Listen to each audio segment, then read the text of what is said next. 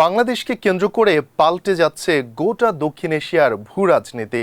ভারতকে বাদ দিয়েই মিয়ানমার হয়ে বাংলাদেশের সঙ্গে অর্থনৈতিক করিডোর গড়তে মরিয়া হয়ে উঠেছে চীন, যার শুরুটা প্রধানমন্ত্রী তারেক রহমানের চীন সফর থেকে। এই সফরেই চীনা প্রেসিডেন্ট শি জিনপিং তারেক রহমানকে প্রকল্পটি নিয়ে আগ্রহের কথা জানান।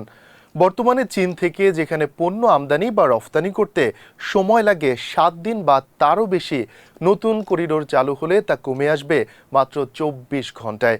সব ঠিক থাকলে চীনের সঙ্গে যুক্ত হবে বাংলাদেশ। এতে দাদাগিরি বন্ধ হবে প্রতিবেশী দেশের, কমবে তাদের প্রভাবও।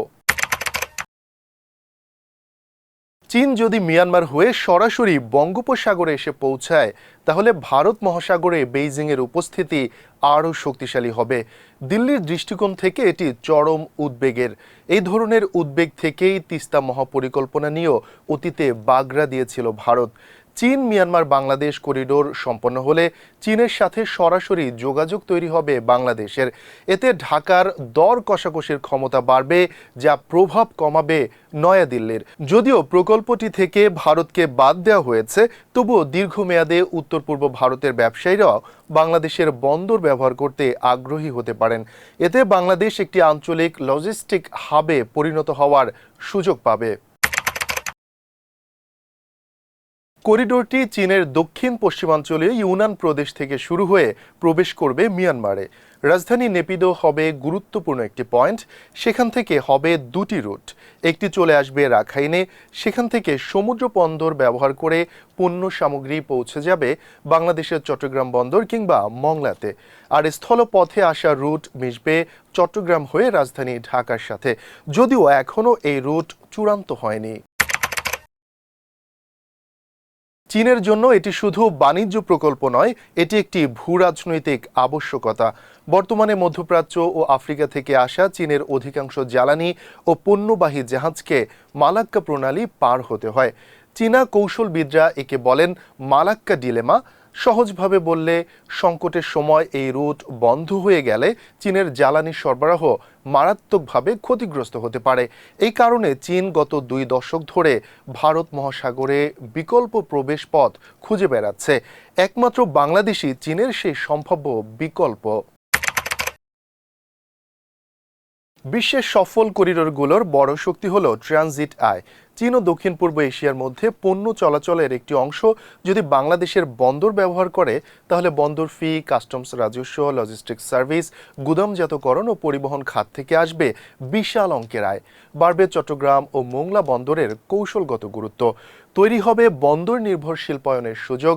বিশ্বের বহু অর্থনৈতিক অলৌকিকতার পেছনে কারিগর এই করিডর ও বন্দর কেন্দ্রিক অর্থনীতি। সিঙ্গাপুর ও দুবাই এর বড় উদাহরণ। করিডোরটি সফল হলে চট্টগ্রাম কক্সবাজার উপকূল জুড়ে গড়ে উঠবে নতুন শিল্পাঞ্চল, কন্টেইনার হাব, লজিস্টিক পার্ক ও রফতানি অঞ্চল। আর করিডোর বাস্তবায়িত হলে বাংলাদেশ নতুন একটি বাজার নয়, বরং পরিণত হবে দক্ষিণ ও দক্ষিণ পূর্ব এশিয়াকে যুক্ত করা একটি কৌশলগত সংযোগ রাষ্ট্র।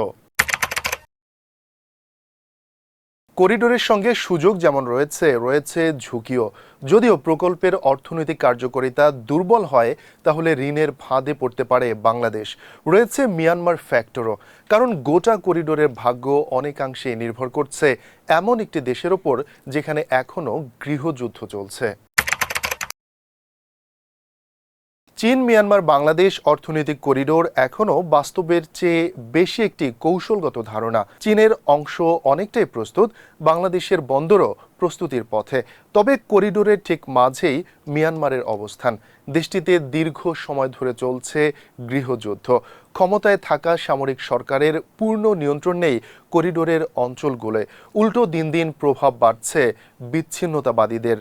ফলে মিয়ানমার স্থিতিশীলতা না ফিরে আসলে শুরু করা যাবে না এই প্রকল্পের কাজ।